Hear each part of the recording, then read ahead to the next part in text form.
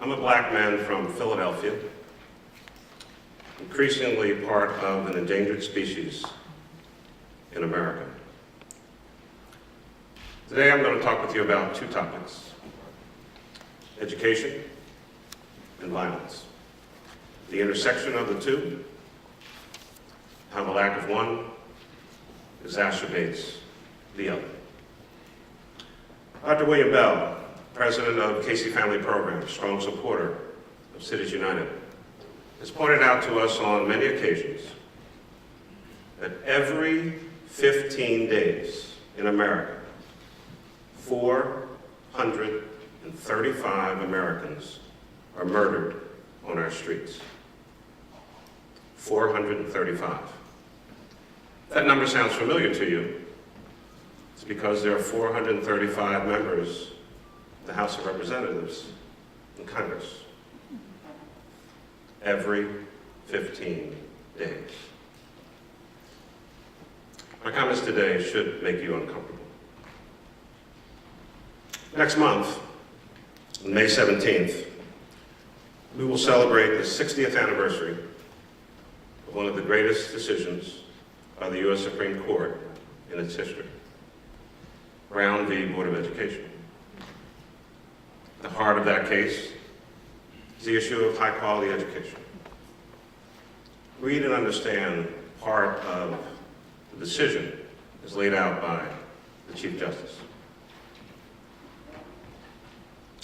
I would say to you here today that education is, in fact, the civil rights challenge of the 21st century.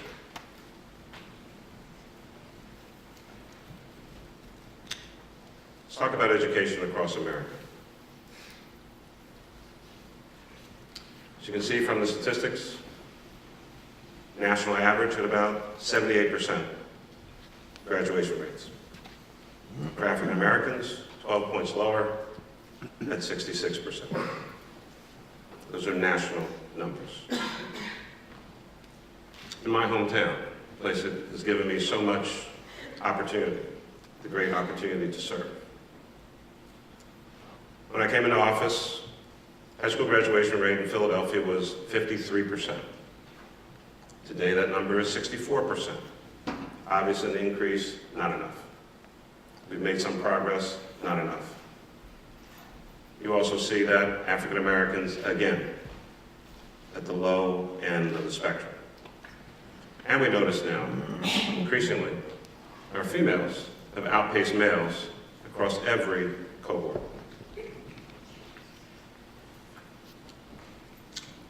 I said I was going to talk to you about two topics today: education and crime and their intersection.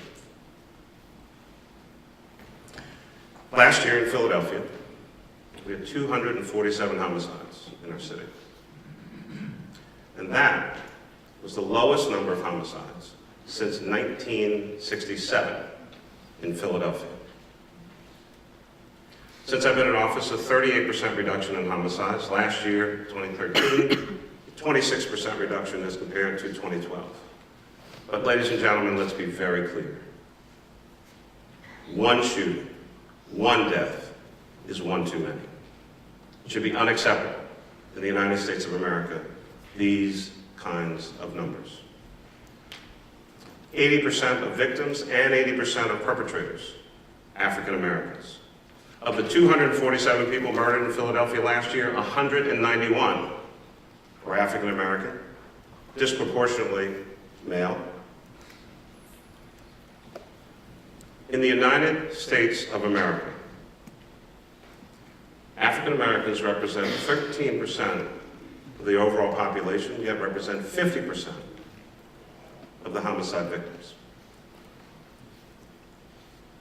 This is a national problem.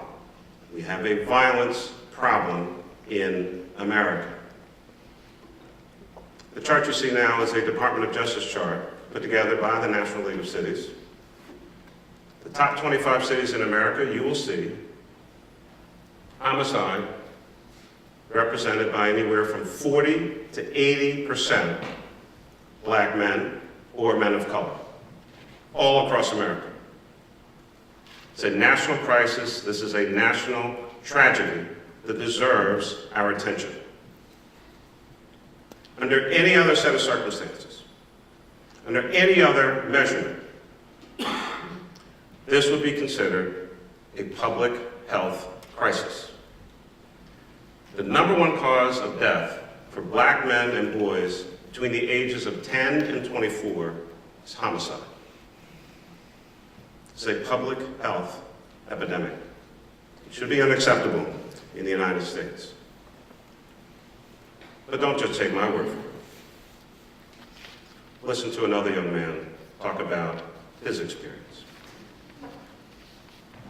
I've been shot 3 times, AK-47 in that lifestyle. My brother was shot over 12 times in that lifestyle. My other brother was killed in that lifestyle. My cousin was killed in that lifestyle. My friend was killed in that lifestyle. I could just keep on going and going and going and going and going.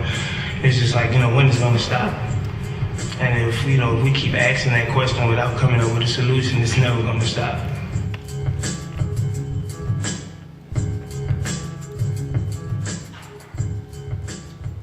That's Ryan Dalton. Ryan is a coordinator of the NOLA for Life program in New Orleans. I've met Ryan.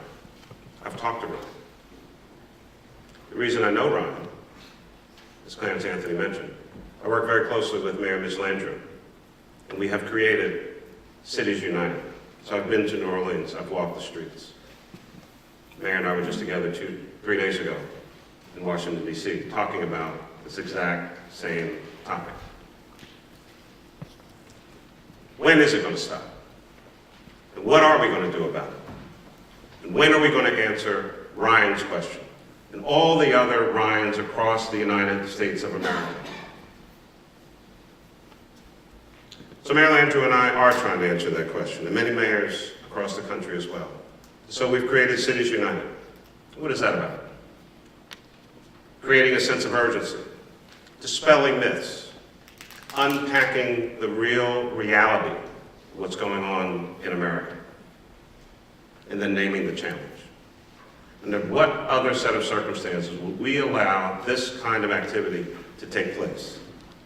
If Americans were being killed in these numbers, by airplane, by boat, by train, we would be outraged, the nation would come to a stop, we'd have investigations, we'd figure it out, we'd do something different. Why is it okay when people are just walking down the street? Most of us flew here today. You felt safe. Everybody went through the same process.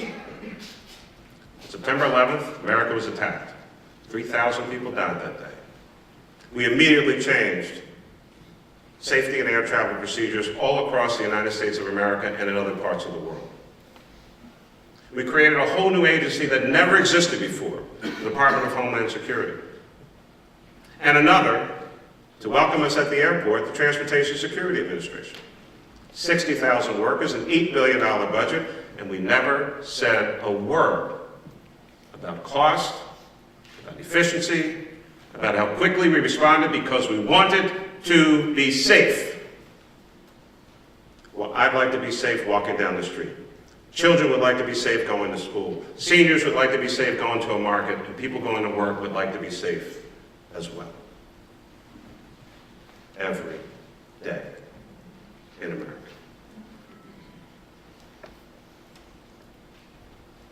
It's a national tragedy. It's the mass murder of a generation of African American men and boys of color.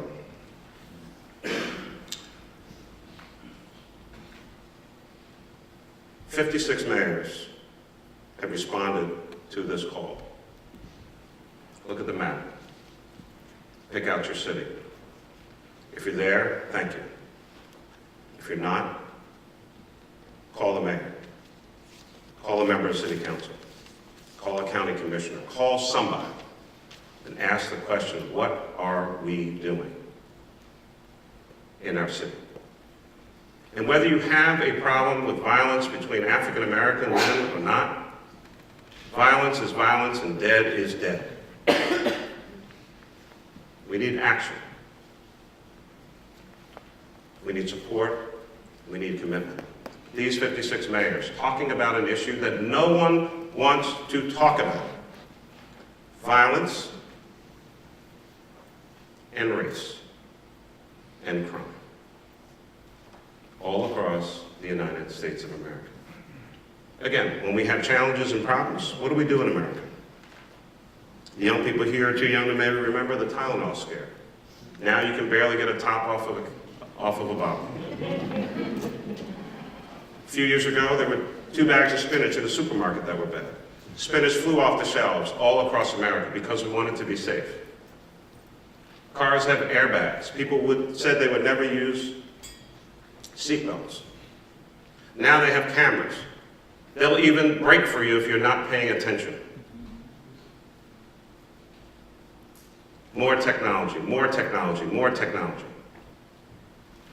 Where's the technological solution to the fact that there are proliferation of illegal guns all across the United States of America in all of our cities, handled by people who did not buy them legally, now in the hands of criminals who use them to do whatever it is that they want, or leave them around, which maybe would have prevented a tragedy last Saturday in Philadelphia when an 11-year-old girl was shot by her 2-year-old brother by accident because the mom's boyfriend left the gun in the house and the kid picked it up and killed his sister. Every day, people are dying in the streets of America. We look forward to working with President Barack Obama. In February, he announced My Brother's Keeper, an initiative to focus on the issue of violence regarding men and boys of color across this country. He mentioned Cities United and a number of other organizations to focus in on this issue. I am, you are, we are my brother's keeper. We have an obligation to get engaged, to be enraged, to get involved, and take action so that others can live out their full potential and live the American dream. And who better to hear from than the dreamer who dreamt the dream? And when he said, "We must all learn to live together as brothers, or we will surely perish as fools, tied together in a single garment of destiny, caught in an inescapable network of mutuality. And whatever affects one directly affects all indirectly. For some strange reason, I can't be what I ought to be unless you are what you ought to be. It's the way God's universe is made. And it's just the way it's structured." And those words are as true today as they were 51 years ago. Get involved, get engaged, be enraged, take action now.